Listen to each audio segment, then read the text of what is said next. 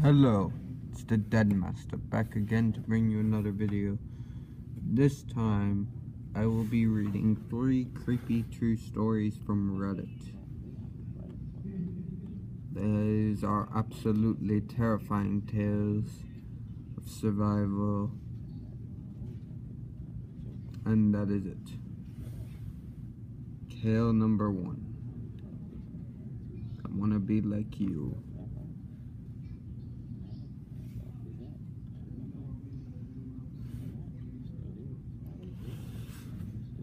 I apologize for grammar and my not so fancy prose style. I'm still quite shaken as something bad, or not, you tell me, happened. I write this while sitting at the university, so the quality won't be as great as it should be. A little background. I'm a female individual in her 20s. I live in Europe. What else? I sing, compose, and write, and it probably attracted the person that appears in the story. I met her a year ago. Let me call her Anna. Someone added me to some Facebook group, and I used to lurk there. Once I've seen a highly disturbing post, something like the cry for help. I sent Anna a message and asked if I could help. Then it started, I think. She got to know me. She was quite nice. I wasn't even complaining about the fact that she is a lesbian. Yep, I'm straight. It is also a portrait. And I didn't care that she was younger than me. She used to talk about her problems, then about her parents, and her homosexuality. I treated her like a random friend. Random teenage girl. No one special. Well, Anna was very intelligent, yet very manipulative. Once her friend, who added me on Facebook, red flag, messaged me and told me that Anna drew my portrait. I was like, okay, it's nice. She also told me that Anna's aunt threw it to the trash. Pedo aunt who is jealous. I didn't really believe in it. I got new requests on Facebook. It was Anna's aunt. I didn't accept it, but she messaged me. She said that Anna is hers. I answered that I don't care about Anna because I am straight and way older. I won't steal you, Anna, a message. And the aunt answered, you already have her wrapped around your finger. Great. I don't understand. I blocked the aunt and send a message to Anna. I want her to explain. She says that she loves me. I'm shocked and I don't answer her for the next few days. Then I tell her that it is nice, but I can't give her what she wants and all that jazz. I tell her that she can't change some things, and she seems to be okay with that. We are still friends on Facebook because I think that she will forget about me and meet someone new. As a teenager, I know how it is. I suppose so. The next person who PMs me is a writer, her friend. Quite a big age difference between them two. He says he likes my songs. He says that he visits Europe and he wants to visit me. Big red flag. I kindly respond him, thank you, man, but first, I don't know you. Second, I have no place for you to stay. I lied. Third, I just can't.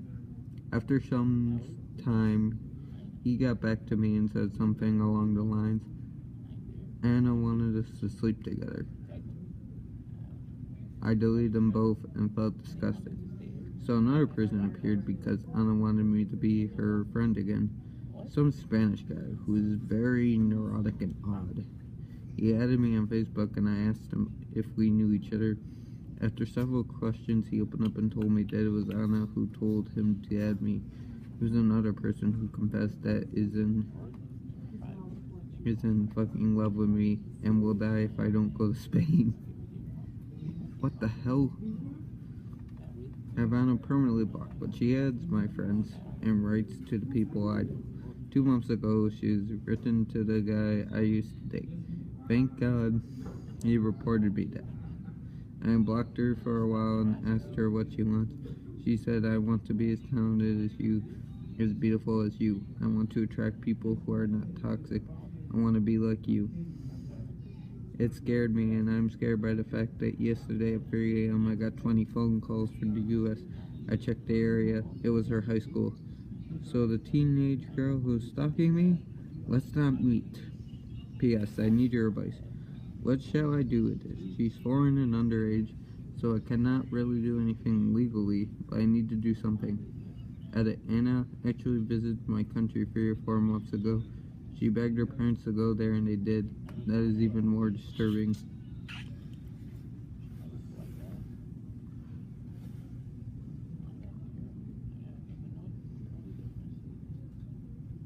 Number 2.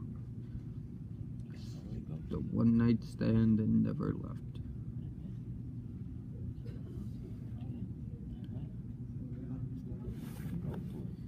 This is the promise follow-up to the previous post where I mentioned that I would add an additional crazy story if that one bit off enough of a rapport. If you haven't already checked that one out, his name is I Always Pick the Winners, and it might shed some light on the following events. Then we might check that one out if we can find it. So I guess I'm not doing that second story, guys. I'm sorry. Because that one has a part 1. I don't know where that is. So we're going to do public toilet creeps instead as our second story. Public toilet creeps. So, this happened last summer. I want to apologize for my grammar. English is not my first language and I'm still learning. Some friends, my boyfriend and me, decided to go camping. I really dislike activities such as camping, hiking, and shit like that. But my boyfriend convinced me to go with them. It was a big-ass camping, super close to the beach, and it had a pool. So we decided to stay there, and from the beginning there were tons of problems. The driver hit the van, there was plenty of jellyfishes on the beach, and there was a lot of people in the pool. We couldn't do anything. Since we were bored as fuck, we started to drink beer and smoke weed all day long, while we talked and played some boring shit. I was the only girl that day, so I had to go to the bathroom alone, which was pretty far from where we were staying, and the boys' bathroom was at the other side of the camping. But since it was daytime, I really didn't care. The problem began at 2 p.m. I was pretty drunk and high as hell. But I decided I have to go to the bathroom ASAP, so I went alone. The path was well lit and I had no trouble getting there. I get into one of the cubicles, and even when I had finished, I didn't move because I was pretty dizzy. Then I heard someone in the bathroom. I just could see their feet, but it was enough to make me feel sick since I was in the ladies' bathroom and those feet were clearly men's feet. Decided not to freak out because he probably just was a guy who didn't want to go to the men's bathroom because they were too far away from his tent or something. I told myself I had to relax and just wait for the man to leave, but he didn't enter in any of the cubicles. He just stood pretty close to mine, so close I could hear his breathing. I was terrified and I didn't want to go out. I hadn't my cell phone with me, so I couldn't just call someone, and I didn't know what to do. I was so high that I thought maybe I was just being paranoid, and he wasn't a man, or maybe he was waiting there for someone. But then he placed himself in front of my cubicle and stood there. I wanted to cry for help, but I knew there was no one there, and I didn't want to make things worse. So I just stayed there, holding the door just in case he wanted to open it. I don't know how much time passed, but it seems like he got tired since I could hear him walk away. I didn't get out immediately. I made sure he was not around and then ran to the tap.